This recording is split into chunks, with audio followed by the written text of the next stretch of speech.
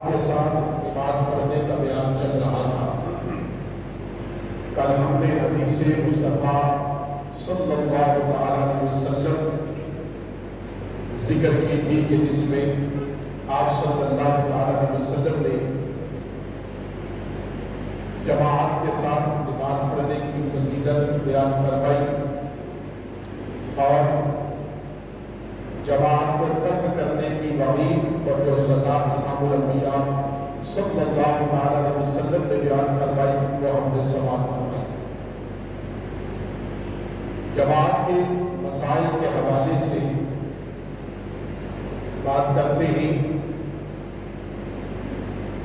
کہا گیا کہ ہر عاقل بالغ آزاد اور قادر مرد پر جماعت واجب ہے۔ بلا عذر ایک مرتبہ چھوڑنے والا گنہگار ہے اور مستحق کے سزا، اور کئی مرتبہ جماعت کو ترک کرنے والا فاسق ہے اور مقبول الشہادت ہے، یعنی اس کی گواہی بھی قبول نہیں ہوتی اور اس کو سخت سزا دی جائے گی اگر پڑوسیوں نے ثبوت کیا تو وہ بھی گناہگار ہیں۔ یعنی ایک گھر کے لوگ جماعت کے ساتھ نماز نہیں پڑھتے اور اس کے پڑوسی اس عمل کو دیکھ کر ثبوت اختیار کرتے خاموش رہتے، ان کو نماز پڑھنے کی جماعت کے ساتھ مسجد میں جانے کی تلقین نہیں کرتے، انہیں کہتے ہی نہیں کہ تم نماز پڑھو، جماعت کے ساتھ پڑھو، تو کہا گیا علماء نے فرمایا کہ پھر وہ پڑوسی بھی سزاوار ہیں، ان کو بھی سزا ملے گی، وہ بھی گنہگار ہیں کہ انہوں نے اپنے پڑوسی کو نیکی کی تلقین کیوں نہیں کی اور انہوں نے اس پڑوسی کو کیوں نہیں نماز کی طرف بلایا، کیوں نہیں کہا کہ تم جماعت کے ساتھ نماز نہیں پڑھتے، مسجد کی طرف نہیں جاتے۔ تعاونوا علی البر والتقوی ولا تعاونوا علی الاثم والعدوان، نیکی اور پرہیزگاری کے کاموں میں ایک دوسرے کی مدد کریں اور جدائی اور لڑائی کے کاموں میں، اثم اور عدوان میں، یعنی لڑائی میں اور جدائی میں ایک دوسرے کی مدد نہ کرو، نیکی کے کاموں میں تعاونوا علی البر والتقوی، نیکی اور پرہیزگاری کے کام میں مدد کرو۔ اور اس سے پوچھا جائے گا کہ تم نے اپنے پڑوسی کو، تم تو نمازیں پڑھ رہے تھے، مسجد میں جا رہے تھے، جماعت کے ساتھ پڑھتے تھے، بھلا تم نے کبھی اپنے پڑوسی کو بھی نیکی کی دعوت دی؟ تم نے اپنے پڑوسی کو بھی خیر کی طرف بلایا کہ آؤ نماز کی طرف، میں جا رہا ہوں جماعت سے نماز پڑھنے، آؤ تم بھی چلو؟ کہا اگر اس نے اس بات پر ثبوت کر لیا، خاموشی اختیار کر لی، دیکھا اندیکھا کر لی، سنی انسنی کر لی کہ پڑوسی جانے اس کا کام جانے، تو یاد رکھیے اس سے علماء نے کہا تمر مختار رد المختار، اور اسی طرح دیگر فقہ کے مسائل کی جتنی بہت بڑی کتابیں انہوں نے کہا کہ وہ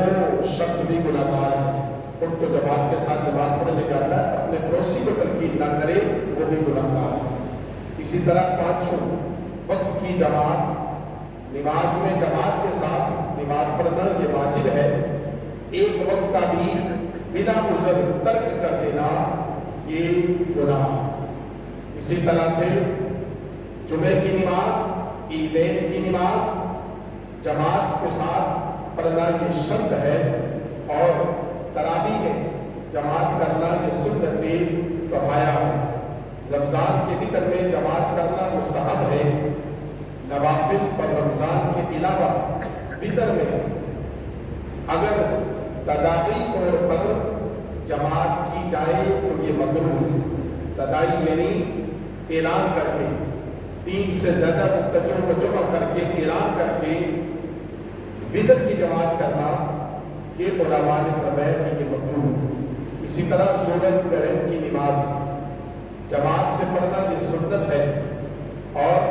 چاند گرہن کی نماز میں تداعی طور پر یعنی اعلان کر کے لوگوں کو بلا کے پڑھنا یہ مکروہ ہے، وہ تنہا پڑھے تو افضل ہے۔ ایک امام اور ایک مقتدی یعنی دو آدمی بھی جماعت قائم کر اور ایک سے زیادہ مقتدی ہونے سے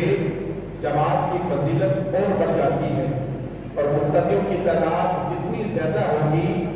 فضیلت، ثواب اور اجر اتنا زیادہ ہوگا۔ امام احمد نے، ابو داؤد نے، نسائی نے، ابن خزیمہ نے اور ابن حبان نے اپنی صحیح میں اس روایت کو نقل کیا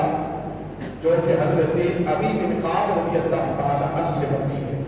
وہ کہتے ہیں امام الانبیاء صلی اللہ تعالی علیہ وسلم نے ارشاد فرمایا کہ مرد کی ایک مرد کے ساتھ نماز بنسبت تنہا پڑھنے کے زیادہ پاکیزہ ہے، زیادہ اچھی ہے، زیادہ افضل ہے، اور دو کے ساتھ بنسبت ایک کے زیادہ اچھی ہے۔ اور فرمایا امام الانبیاء نے کہ جتنے زیادہ ہوں اللہ تعالیٰ کے نزدیک وہ اتنے ہی محبوب ہیں، اتنے ہی پیارے ہیں جتنے جماعت میں زیادہ ہوں گے۔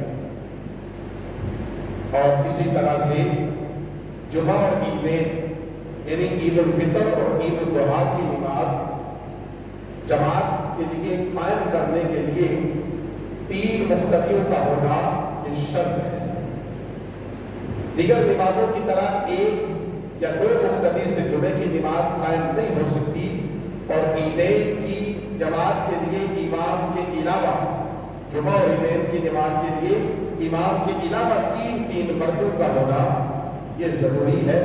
اگر 3 مرد سے کم مقتدی ہوں تو جمعے کی اور عیدین کی جماعت یہ صحیح ہوتی ہے۔ اکیلا مقتدی مرد اگرچہ لڑکا ہو اور امام کے برابر دائیں جانب کھڑا ہو یا بائیں جانب پیچھے کھڑا ہونا یہ مکروہ ہے۔ اگر 2 مقتدی ہو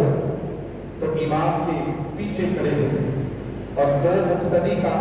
امام کے برابر کھڑا ہونا یہ مکروہ تنزیہ ہے۔ 1 مقتدی ہو تو 1 قدم پیچھے، 2 مقتدی ہو تو پیچھے، اور صف بنائی جائے، اور 2 کا برابر امام کے قریب کھڑے ہو جانا یہ علماء نے کہا کہ یہ مکروہ تحریمی ہے۔ اسی طرح اگر امام اور صرف 1 مقتدی جماعت سے نماز پڑھتے ہیں اور دوسرا مقتدی آ گیا، تو اگر پہلے مقتدی کو مسئلہ پتہ ہے تو اسے پیچھے ہٹنے کی جگہ ہے تو وہ پیچھے ہٹ جائے، تاکہ امام آگے کھڑا ہے، 1 مقتدی نماز پڑھ رہا تھا ان کے ساتھ تو قریب کھڑا تھا، اب دوسرا آ گیا تو آگے والے کو اس مسئلے کا پتہ ہو تو دوسرا آئے تو یہ بغیر پاؤں اٹھائے، قدم اٹھائے بغیر اپنے پاؤں کو گھسیٹتے ہوئے زمین پر رگڑتے ہوئے پیچھے اس شخص کے پاس چلا جائے اور 2 کھڑے ہو جائے سب۔ لیکن اس بات کا اگلے کو پتہ ہونا چاہیے، اور اسی طرح سے وہ پیچھے ہٹے اور وہ پیچھے ہٹ کر آ جائے اور 2 مقتدی اس کے برابر کھڑے ہو جائے۔ اگر پہلا مقتدی مسئلہ تھا نہیں، یعنی اس کو مسئلے کی خبر نہیں، تو اس کے پیچھے ہٹنے کو جگہ نہیں تو امام کو آگے بڑھ جانا چاہیے۔ اور اسی طرح سے اگر یہ مقتدی امام کے آگے بھی نہیں بڑھا ہوا، اور اسی طرح سے کہا گیا کہ دوسرا مقتدی امام کے بائیں ہاتھ کی جانب امام کے قریب کھڑا ہو جائے، مگر اب اگر تیسرا مقتدی آ گیا تو امام کے قریب دائیں یا بائیں کہیں بھی کھڑا ہو کر جماعت میں شامل نہیں ہو سکتا، ورنہ ایسا کر لیا تو امام سمیت سب کی نماز مکروہ تحریمی ہوگی، اور امام اور مقتدیوں کو اس نماز کا اعادہ کرنا ہے، اور یہ ان کے لیے اعادہ کرنا واجب ہے۔ لیکن وہ آگے والا پیچھے والے کو اگر فرض کیا، کہا گیا کہ وہ اسے پکڑ کر کھینچ بھی لے پیچھے کی جانب، ایک مقتدی کھڑا امام کے نزدیک، دوسرا مقتدی آ گیا، وہ اس کو سب میں پیچھے لانے کے لیے آگے والے کو کھینچتا ہے، تو وہ اسے اگر کھینچے تو وہ آرام سے جو ہے پاؤں کو سیکھتے ہوئے پیچھے کی جانب آ جائے۔ لیکن ان مسائل کا حیثیت مسلمان نمازی ہونا ہم سب کو جاننا ضروری ہے، ایسا نہ ہو کہ وہ آگے والے کو کھینچے اور آگے بڑھا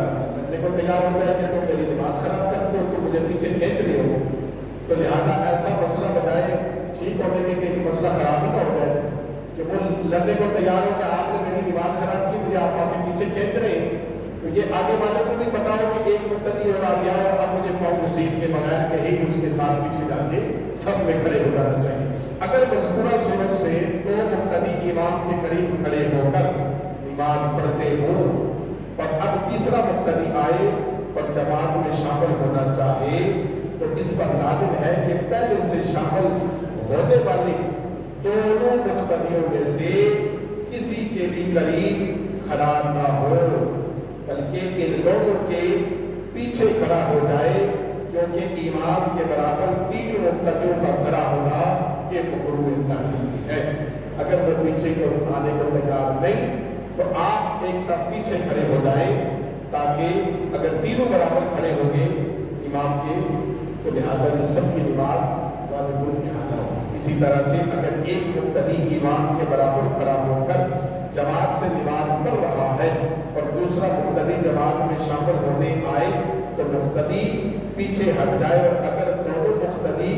इमाम के करीब बराबर खड़े होकर जमात से नमाज पढ़ते हो और तीसरा मुक्तदी जमात में शामिल होने के लिए आए, तो इमाम का आगे बढ़ जाना ये अफजल है। अगर आगे जगह हो तो अब पीछे वालों को इसका इल्म नहीं, तो इमाम को इल्म है तो इमाम को आगे बढ़ जाना चाहिए अगर